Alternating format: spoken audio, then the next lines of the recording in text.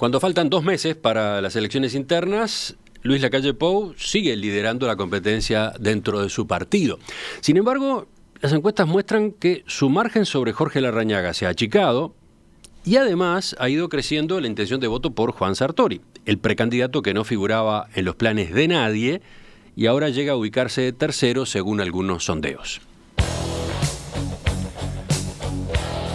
A comienzos de este mes, el líder del sector Todos presentó su programa estructurado en 5 capítulos.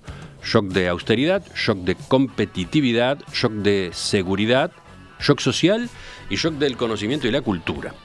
Sobre el primero de ellos conversamos la semana pasada con la economista Azucena Arbeleche, su referente en esta materia. Hoy vamos a profundizar en algún punto que quedó de aquel reportaje, pero además vamos a hablar de otros aspectos del programa y también de la marcha misma de la campaña. Senador Lacalle Pou, buen día, gracias por acompañarnos. Buen día, un gusto estar por acá. La interna blanca está muy movida, pero aparentemente eso no está beneficiando al Partido Nacional. La intención de voto por el partido no sube. Está prácticamente congelada hace meses en el orden del 30%. ¿Le preocupa esa situación? A ver, los análisis deben tener muchos elementos. El primero que nosotros usamos, sin perjuicio de los números, es cómo estaba la situación preelectoral hace 5 años. O sea, en el mismo momento antes de los procesos electorales.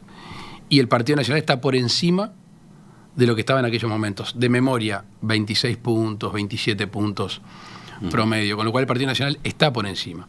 Cuando uno ve la composición de ese electorado, es gente en este momento que votó al Frente Amplio.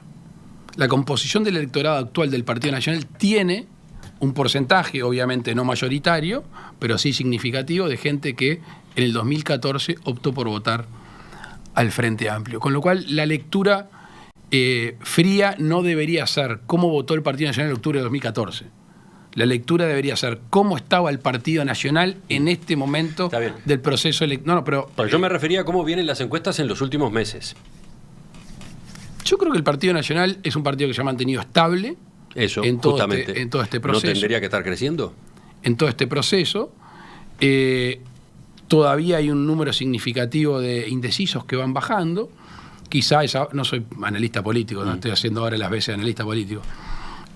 Quizá esa baja significativa se explica básicamente porque el Partido Colorado había perdido supuestamente electorado después de la elección y hoy está recuperando casi ese electorado, y después porque el Frente Amplio tiene una baja entre 15, 17, 18 puntos, depende de dónde se vea. En la grilla de largada, en la pole position, yo creo que el Partido Nacional larga muy bien. De hecho, en algunas encuestas está o por encima o empatado con el partido de gobierno. Que eso no se da desde no sé hace cuántos años. ¿Y cómo observa la precandidatura de Juan Sartori, que no figuraba en los cálculos y apareció de golpe hace 6 meses?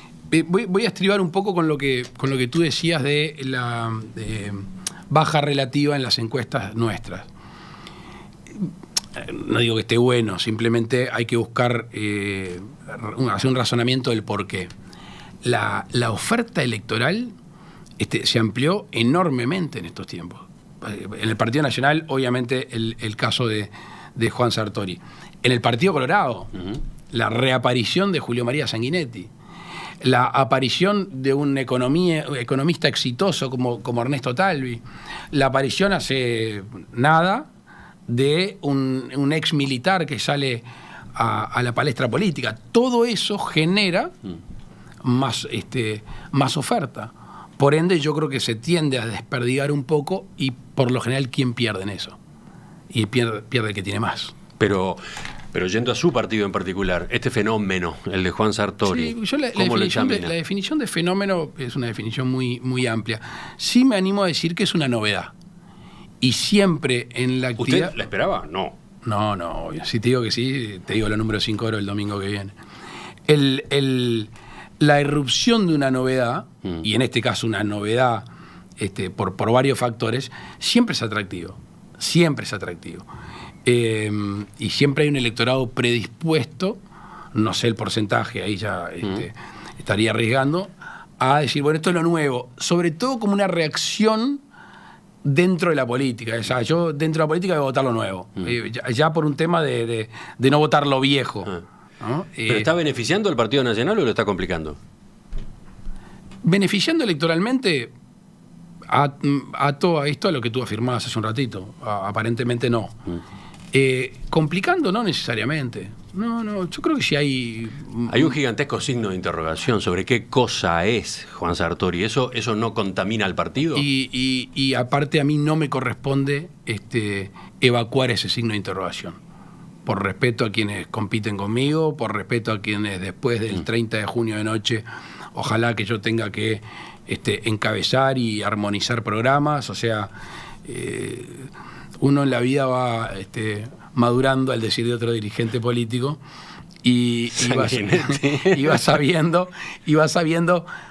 qué cosas corresponden que uno haga y qué no. Se cuida mucho al hablar o al hacer referencia o no hacer referencia a Sartori. Algunos dirigentes en el Partido Nacional están optando por atacarlo, otros están optando por ignorarlo. ¿Usted? Yo me cuido mucho de hablar de todo el mundo. Me cuido mucho de hablar de todo el mundo. Salvo que esté decidido y convencido que me tengo que enfrentar con alguien. Y los enfrentamientos cuando era más joven eran muchos y no los elegía, y ahora los enfrentamientos son pocos.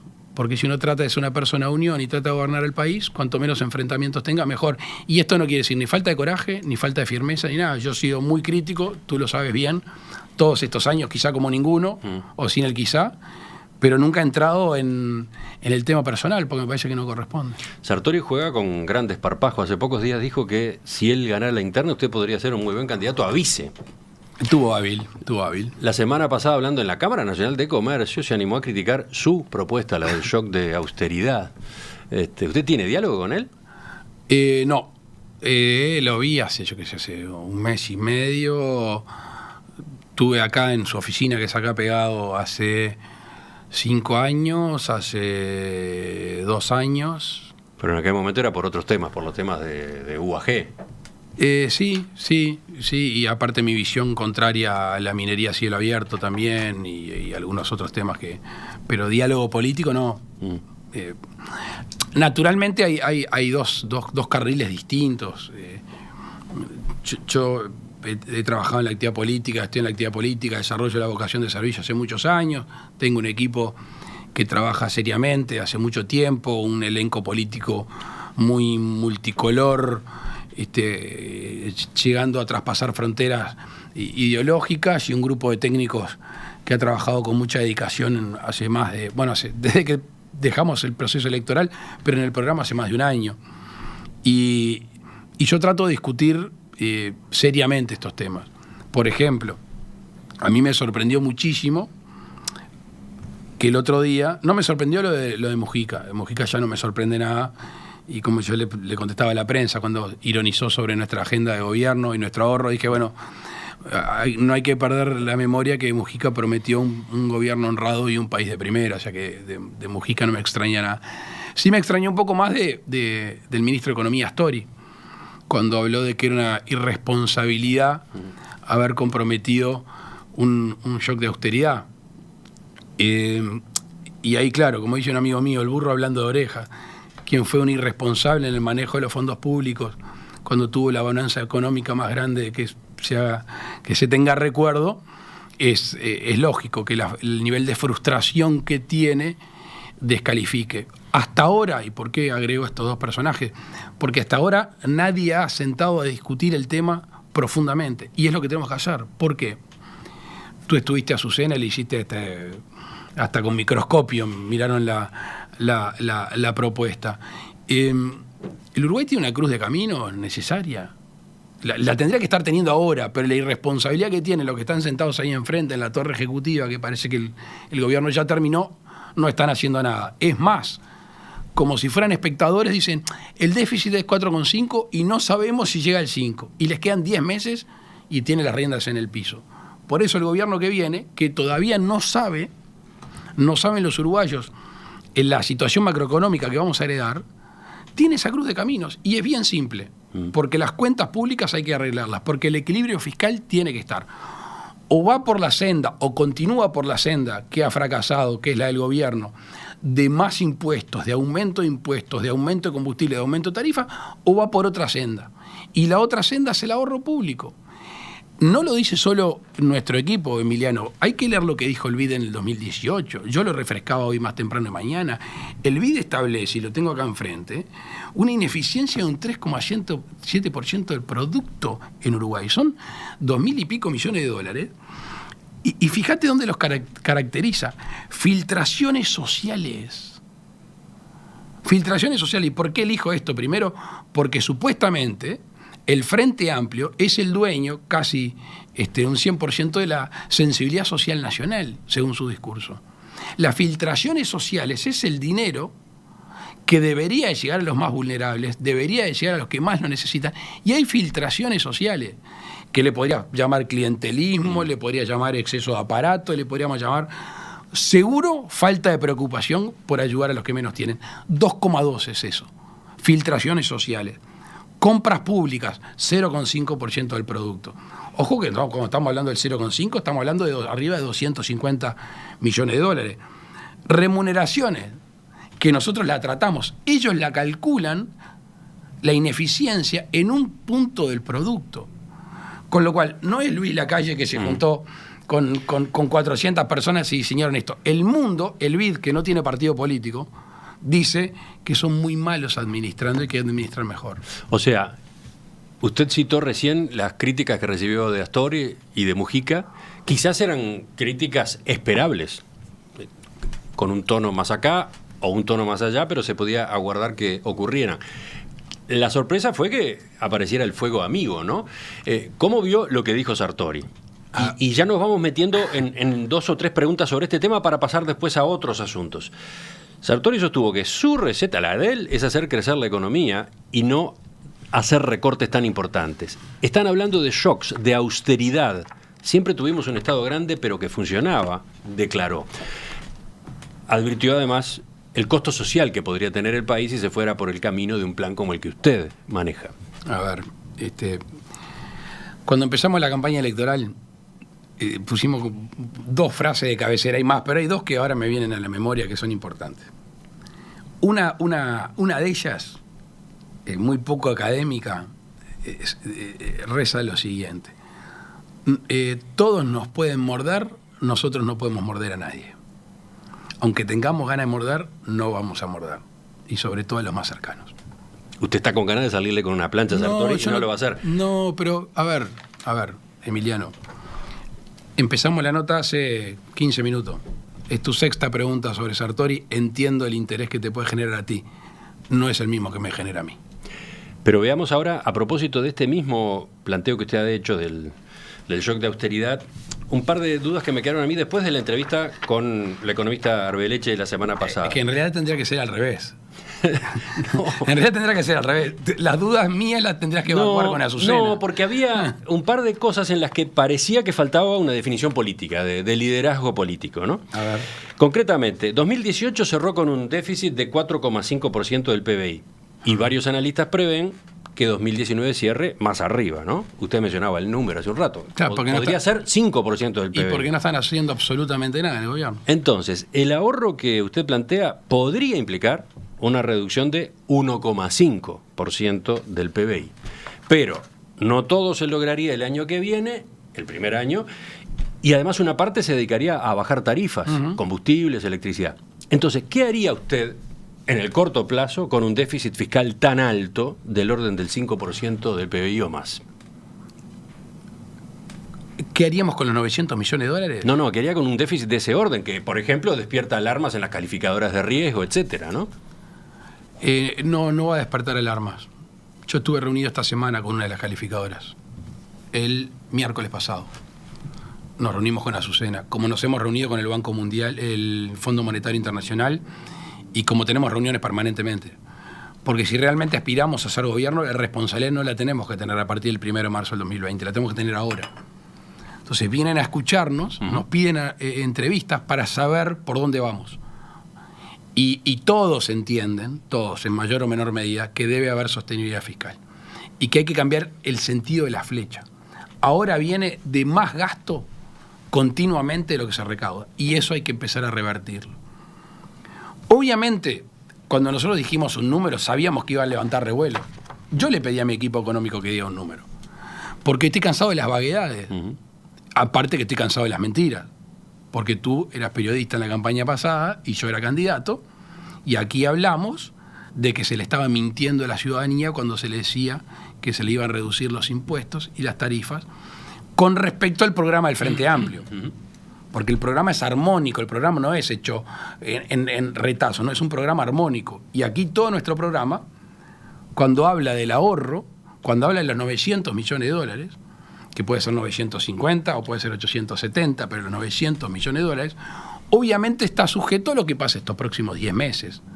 No debería cambiar sustancialmente, sino es un engaño de campaña. Pero ahora, hablando de promesas de campaña, usted sí dijo ya ha dicho, no va a haber aumento de impuestos. Es que no resiste más impuestos el Uruguay, Emiliano. ¿Está seguro que no puede ser necesario, teniendo en cuenta los números, teniendo en cuenta justamente esos desafíos por el lado fiscal, que en los primeros años del gobierno no sea necesario ir por ese lado? Es que no hay economistas que dicen que sí, que va a haber que ir. Y hay otros que dicen que no. Y yo me afilio a los que dicen que no, y no a los que dicen que sí. Pero aparte, me veo tentado en hacerte una pregunta, pero no es mi rol hoy acá. Hágala, no yo no la voy a contestar. No es mi rol hoy acá. Vos podés tener la facilidad de no contestar, yo no. ¿Alguien se cree que cualquier emprendimiento, grande, mediano, chico, resiste más impuestos? ¿Que cualquier profesional resiste más impuestos? O sea, no nos estamos dando cuenta de la gravedad que estamos viviendo.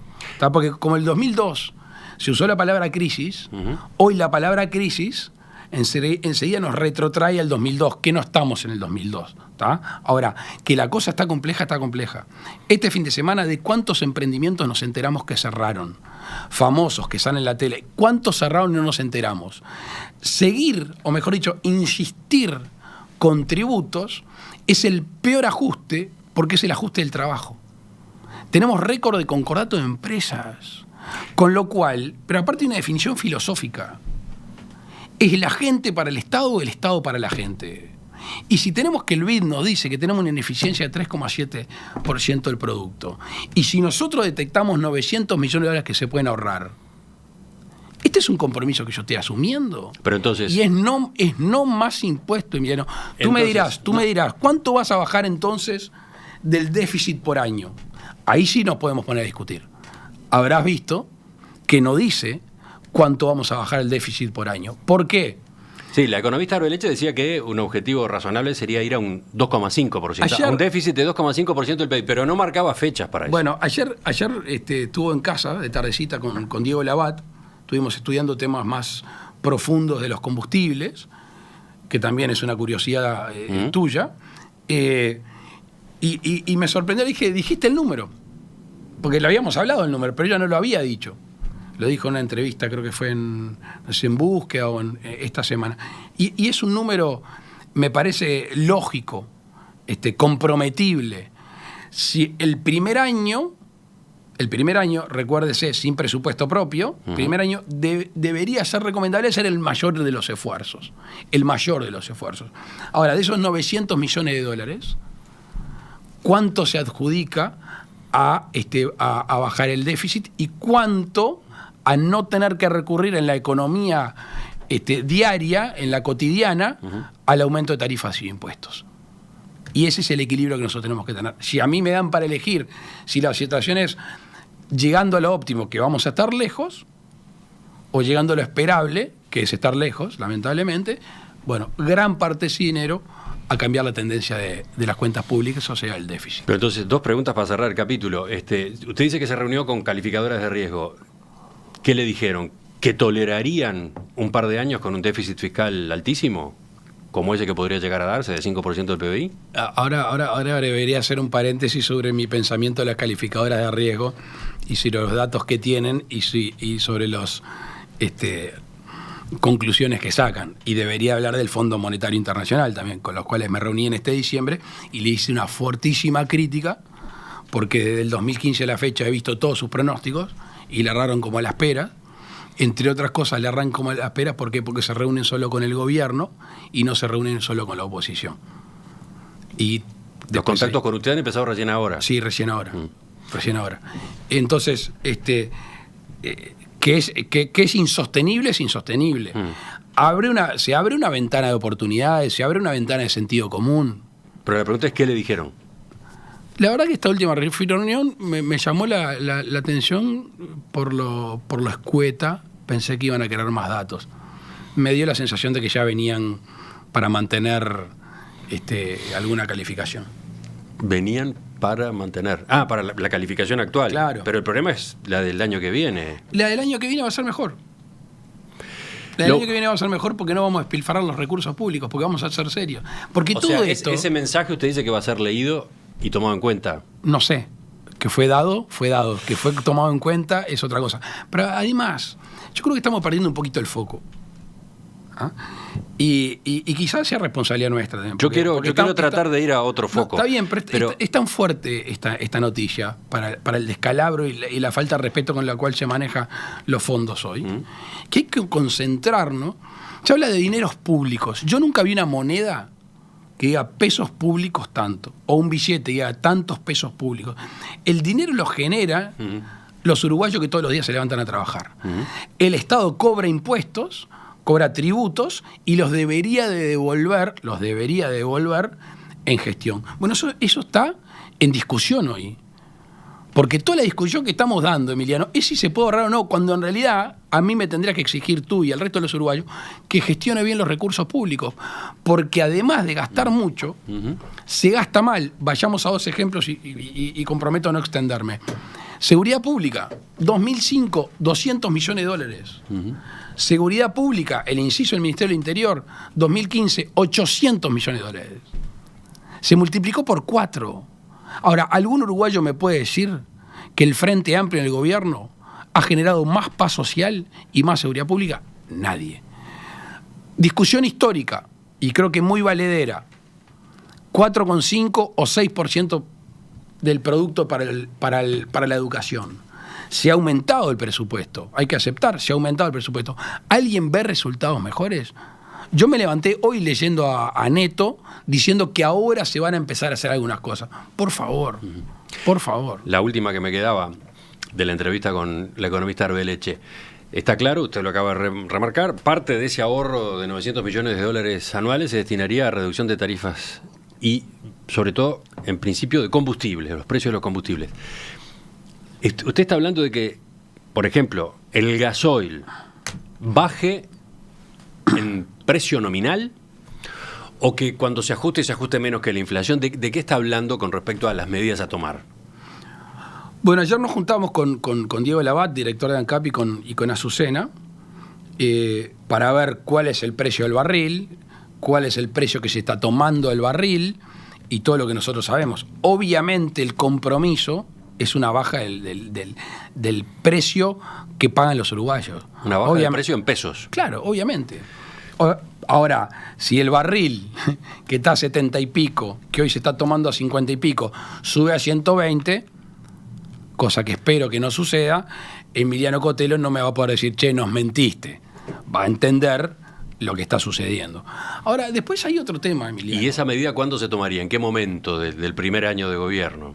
Apenas se haya cambiado la flecha del ahorro, apenas se tenga un dinero. Yo tengo que ser responsable. Yo estoy criticando al gobierno que fue muy irresponsable. Segundo semestre del primer año, una cosa así. Lo sano, aconsejable, sería que no te diga una fecha. Esperemos que, primero que seamos los elegidos y segundo que pase. Pero después hay otro elemento, que es cuánto tiempo más va a depender el mundo, y obviamente Uruguay, de los combustibles fósiles. ¿No tenemos ahí una oportunidad? ¿No tenemos una capacidad casi que sobreinstalada de energía eléctrica? Por que fuimos a los molinos, porque fuimos. ¿No tenemos allí una oportunidad de empezar a trabajar sobre un parque automotor híbrido, un parque automotor eléctrico? No podemos trabajar. Entonces, yo creo que hay que ampliar la cabeza, hay que evolucionar. Yo sé que es un concepto que a muchos no les gusta, pero hay que evolucionar realmente. Porque el combustible fósil no solo no es nuestro, sino que en el mundo ya hay industrias de las primeras marcas que están diciendo que para dentro de algunos años, y no muchos, yo los voy a ver por suerte, no van a producir más autos a combustible de nafta o gasoil. Senador Lacalle Pou, este shock de austeridad del que veníamos hablando, los otros 4 shocks que aparecen en su programa, son ejemplos de propuestas centradas en instrumentos. Bueno, el documento se titula Programa 2025, Acciones de Gobierno, ¿no? ¿No está faltando discutir objetivos, sobre todo objetivos de largo plazo, llevado a términos más concretos? ¿Cuál es el modelo de desarrollo que usted quiere impulsar? Básicamente, todo el hilo conductor de nuestro programa y todo el hilo conductor de nuestro discurso y todo el hilo conductor de nuestro trabajo en estos años, y me atrevería a decirte, capaz que es un poco exagerado, el hilo conductor del Partido Nacional históricamente fue la libertad individual como centro, pero no una libertad individualista desde el punto de vista egoísta, y por eso también apelar a la justicia social. Y desde ahí se para el Estado, desde ahí se para el gobierno. El Estado como generador de herramientas y de oportunidades. Esas herramientas y esas oportunidades, ¿cómo se distribuyen? Ahora que está tan de moda la redistribución. Se distribuyen equitativamente. ¿Qué es equitativamente? Lo dijo Aristóteles hace un par de años. Justicia es tratar de desigual a los desiguales. Por eso nuestra propuesta, todo nuestro hilo conductor está en herramientas y oportunidades. Porque partimos de la base que la riqueza nacional, que la prosperidad la generan los propios uruguayos, que tiene las potencialidades intactas, con una complejidad que hace muchos años que se está generando y que ahora quizá estamos en el peor momento. Es que algunos hoy no tienen ni acceso a las oportunidades ni tienen acceso a las herramientas. Y eso genera una enorme injusticia. Y por eso, yo lo decía el sábado de noche en Salinas y lo he repetido en todos lados, lamentablemente el gobierno que viene deja una frazada más chiquita, una frazada fina y con agujeros. Y el gobierno va a tener que tomar una decisión bien clara. Es a quién tapa. No vamos a poder topar a todos al principio. ¿Ah? Y esto no significa una forma de conflicto o de contraponer. Significa tapar a los que más tienen frío. Pero yo le preguntaba a propósito de modelo de desarrollo, podría quizás formularlo en otros términos, rumbo, énfasis. ¿Cuáles son, por ejemplo, sectores de actividad que se privilegiaría o se priorizaría? ¿Me entiende dónde voy, sí, no? Sí, lo mío era más filosófico, lo tuyo más puntual y sobre las actividades. Y Uruguay tiene una trayectoria histórica y básica en las actividades más antiguas, vinculadas al agro, el nuevo agro, que es I+D, ¿no? No es solo el bicho ni la planta, sino es con todo lo que ello trae aparejado de investigación, de genética, de modificación, de sanidad, etcétera, etcétera, del propio procesamiento del mismo. Uruguay tiene una vocación acá a 500 metros donde estamos, que nos da nacimiento, nos da sostén y nos hizo fuerte en el mundo, que es una vocación marítima, fluvial, de transporte y de logística como centro de ingreso al Cono Sur. Eso muy ayudado desde los muelles tierra adentro, que es nuestra institucionalidad, las reglas claras, que eso creo que hay que trabajar mucho, y sobre todo en el recinto portuario y todo lo que sea de esa actividad. El Uruguay de servicios. ¿Qué se destaca en el mundo de los uruguayos?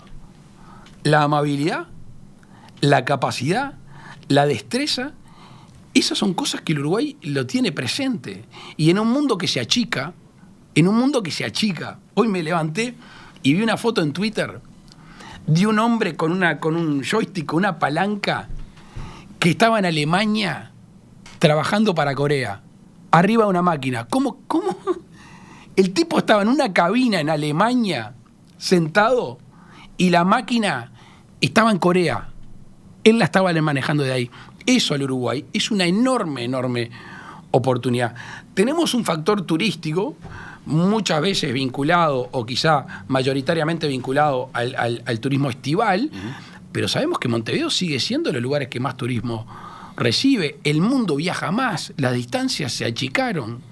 Entonces allí hay un conjunto, obviamente, el turismo estival, el turismo histórico, un turismo deportivo, cultural. Ahora, lo que seguro transversalmente atraviesa todos esos turismos es la seguridad, porque nadie viene a un país donde a la vuelta de una esquina te afanan el celular o la cartera o te rapiñan. Entonces, y después, para mí, de las cosas más estimulantes que tenemos por delante, que el uruguayo sigue, cuando se le da esa oportunidad, esa herramienta, sigue luciéndose, es en el tema intelectual. Tenemos chiquilines del Liceo del Interior triunfando en proyectos de robótica en el mundo. Ahí hay un debe enorme. Ahí hay un debe. Puede decirse que ahí hay un activo enorme. Enorme. No, hay un debe en el gobierno. ¿Por qué hay un debe enorme? Plan Ceibal nació en los gobiernos de Frente Amplio. Cuando yo gano la interna pasada, cuando toca hacer el preferido en la interna pasada, Tabaré Vázquez, Pedro Bordaberry, Pablo Mieres y quien habla, firmamos un compromiso. Yo por los compromisos los hago mirando a los ojos y verbales, pero en este caso lo hizo así y firmando que íbamos a destinar un 1% a la investigación. Un 1%. Obviamente no se cumplió eso. Y allí tenemos que trabajar porque tenemos muchos investigadores desparramados en muchos institutos, algunos públicos y otros no, fortalecer el Sistema Nacional de Investigadores o tener realmente un Sistema Nacional de Investigadores, potenciar la ANI, potenciar los destinos de la ANI y cómo se distribuyen esos recursos, cómo se invierte y quizás se reinvierte en un proceso de investigación y desarrollo que genera spin-off alrededor, está comprobado en el mundo, quizás no tantos programas más chicos, pero ahí tenemos también una enorme posibilidad en este siglo XXI que nos está pasando por arriba. Con lo cual, habrás visto, me cuesta definirme porque el Uruguay tiene tantas fortalezas en tantos lados y el mundo lo requiere, que decir vamos por esta actividad sería tener una visión miope y de alguna forma coartar la libertad de vida de muchos uruguayos. Usted, recuerdo el discurso en el acto en el Parque Viera, decía allí que si era electo presidente se iba a ir con su equipo de gobierno al aeropuerto de Carrasco a frenar a los jóvenes que tuvieran intenciones de irse a vivir al exterior. Capaz que para redondear esto que yo venía preguntando le puede caber esta pregunta justamente.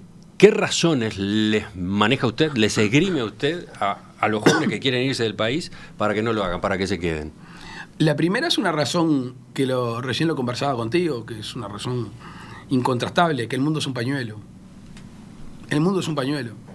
Y el trabajo a distancia va a ser cada vez más porcentualmente importante. Segundo, obviamente que hay yo siempre jorobo que la globalización la inventó un uruguayo, como no la vamos a poder descubrir.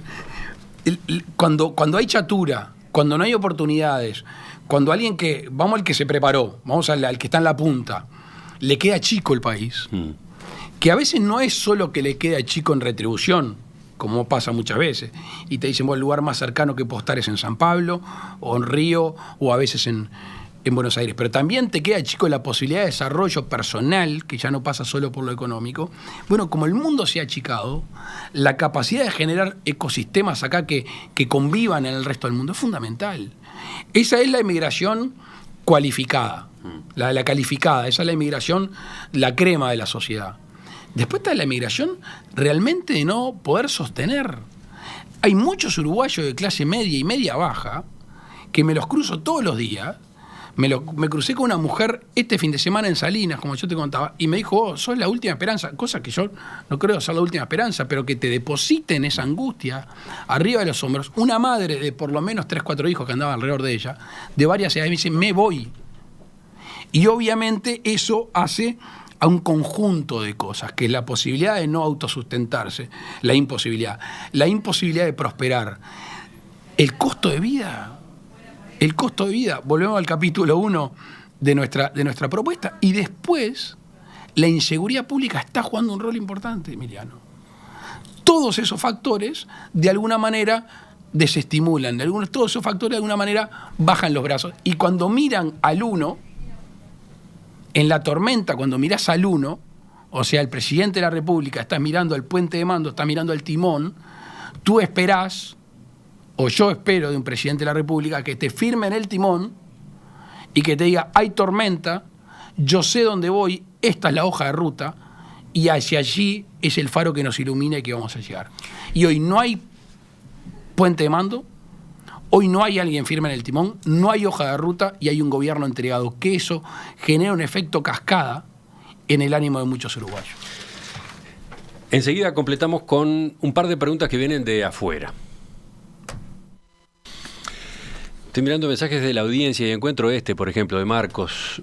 ¿Qué ser humano pretende promover y en qué entorno? ¿Un ser que solo trabaje para el sistema y continúe aumentando la concentración de riqueza y la sobreexplotación del ambiente? Sobre eso, una respuesta breve. No termino de entender la pregunta. Sí, creo que hay sobre el final, que habla, me imagino, del ecosistema y del medio ambiente. Ahí hay un deber enorme de nuestra generación. ¿Por qué? La de mis viejos, la de mis abuelos, sobre todo la de mis abuelos, no eran conscientes del daño. No eran conscientes de que algunas actividades humanas generaban daño. Nosotros sabemos exactamente con qué cosas hacemos determinados daños. Lo que no está viendo son políticas importantes de mitigación y de alerta. Hemos trabajado con un grupo de ciencia y tecnología que la verdad que da gusto, matemáticos grado 5, gente que está no solo en la academia, sino en la realidad. La capacidad de utilización de la tecnología para en tiempo real saber los procesos de contaminación que se están dando, actuar sobre ellos, multar a los que de alguna manera están en eso, cambiar determinadas prácticas e ir a procesos más limpios, es apasionante lo que se puede hacer. Mire, justamente en esta temática es donde hacemos entrar a la entrevista a otro programa de Radio Mundo, La Canoa. Diego Bernabé le plantea esta pregunta que tiene que ver casualmente con cuestiones de medio ambiente. Al presentar su plataforma el pasado 8 de abril, usted señaló que hubo momentos de tensión entre los integrantes de sus asesores del equipo técnico de medio ambiente con los de agro a la hora de armonizar sus respectivas propuestas. ¿Cuáles fueron los temas que dispararon esas discrepancias y cuáles son los temas medioambientales que considera claves a la hora de planificar el desarrollo agropecuario del país? Senador Lacalle Pou.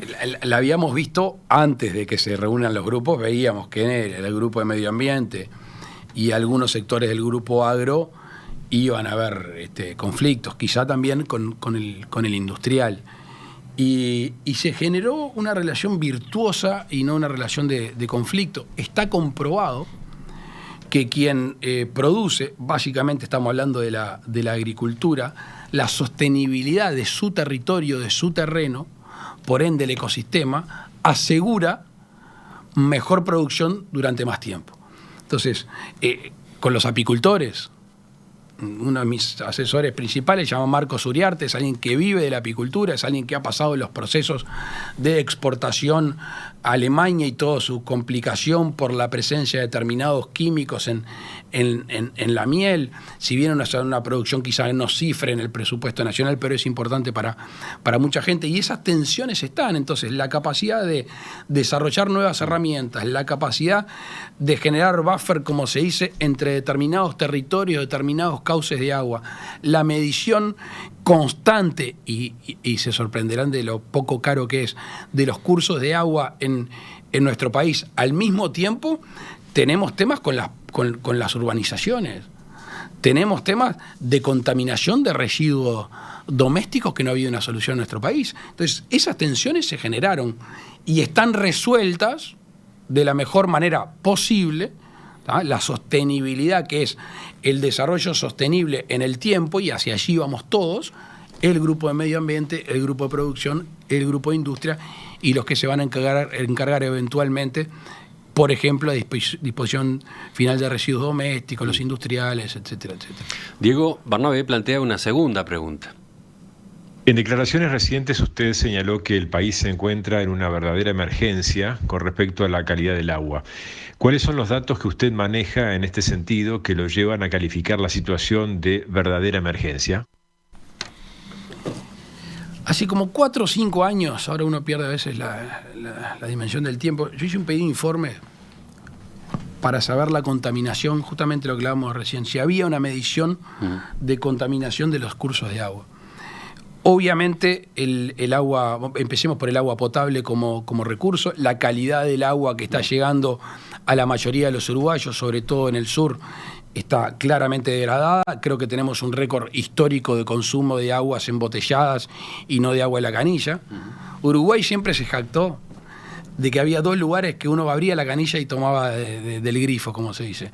París y Montevideo o el resto del país. Y eso está en franca discusión. Segundo, hay procesos productivos que generan daño en el agua.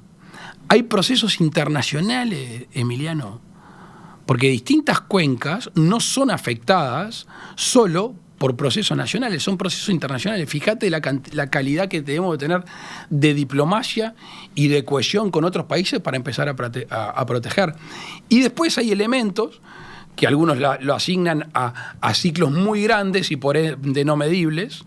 ¿Te puedo hacer una anécdota de un minuto? En el año 2005, yo me fui a Estados Unidos, estaba de moda todo el tema del terrorismo, la seguridad nacional, y yo me fui al grupo de medio ambiente. Estaba con indonesios, pakistaníes, indios y un político yo. Con lo cual los ambientalistas me sacaron rajando. El último día le dije, cometieron un gran error. Es el primer político que se mete entre ustedes y en vez de convencerlo lo echan. Y me reuní con 2 agencias, o mejor dicho, me reuní con la EPA, que es la Agencia Ambiental de Estados Unidos, y me reuní con el consejero en aquel momento de Bush. Las versiones y las visiones de ellos parecían de 2 países distintos. No había en el gobierno de aquel momento una noción de que el medio ambiente debe de sobrevolar y debe estar presente prioritariamente en todas las actividades del ser humano. Si no, no es sostenible lo que hagamos. Y esa es una definición de base que está representada en nuestra agenda de gobierno. Para terminar, y volviendo a los temas de rumbo económico, rumbo, modelo de desarrollo. Usted ha mencionado algunos nombres que podrían integrar el gabinete, algunos nombres que ocuparían las carteras que usted, si fuera presidente, se reservaría directamente para sí. Básicamente estamos hablando de Pablo Bartol, Ministerio de Desarrollo Social. Allí creo que hay una gran tarea y Pablo en la cancha, en el territorio, ha demostrado que la transformación es posible cuando se empieza desde el pie, desde la persona y no de la cifra y la gráfica. Se cambia, se respeta, se da herramientas y se da oportunidades. Se valora al individuo. ¿Qué otros ministerios? Pablo da Silveira, Ministerio de Educación y Cultura, y Azucena Arbeleche en Ministerio de Economía. ¿Esos 3? ¿Solo esos 3? Por ejemplo, lo que pasa que, se lo pregunto porque a partir de esto que veníamos charlando, puede preguntarse más de un oyente, ¿y Ministerio de Industria? Se habla poco del Ministerio de Industria y sin embargo, en teoría, es una cartera importante a la luz de los desafíos que tiene el país por delante y de definiciones que hay que llevar a cabo, políticas que hay que llevar a cabo. Si me preguntás si tengo nombres para todos los ministerios, la respuesta es que sí. Pero la obligación mía es no seguir nombrando gente, porque si vamos a un acuerdo entre 4 partidos políticos, seguramente el gobierno haya que compartirlo en las decisiones, o sea, en el Poder Ejecutivo. Seguramente no, es vital hacerlo. Lo que sí te adelanto es que yo no creo que uno deba de tener ministerios adjudicados por partidos. Yo creo en la coexistencia de partidos en distintos ministerios. ¿Me explico? O sea, si el ministro eventualmente es de un partido, el subsecretario podrá ser de otro o eventualmente el director general. No creo, ni queremos ministerios que sean compartimentos estancos porque dejan de funcionar armónicamente. ¿Tiene nombres de frente amplistas que podría usted llegar a invitar a su gobierno? No tengo, no. ¿Hasta ese extremo no llega? Bueno, no digo que sea un extremo. Sí creo que es muy difícil que estén comprometidos con una visión país y con un gobierno. O sea, el que integre el Poder Ejecutivo tiene que dar sus mayorías en el Parlamento. No se puede decir, bueno, estoy en el Poder Ejecutivo y no. Entonces es bastante irrisorio pensar en eso. Sí creo que hay cargos técnicos que hoy están formando parte del gobierno que perfectamente podrían continuar porque tienen una capacidad acumulada y han hecho buena gestión en algunos ámbitos. ¿De cuál habla, por ejemplo? No, por eso había que venir esa pregunta, pero en este caso me la reservo. No, vuelvo a pensar en por ejemplo, el Plan Ceibal. El Plan Ceibal se mantiene en caso de que usted obviamente. pase a gobernar. De ahí a que siga su jerarca es otra cosa, pero el Plan Ceibal es una muy buena cosa. ¿En qué estaba pensando entonces? ¿En ministerios? ¿En algunos ministerios? ¿Te acordás de aquel programa Feliz Domingo que se podía decir paso? Bueno, paso. Senador Luis Lacalle Pou, le agradezco que nos haya acompañado esta mañana. Un gusto.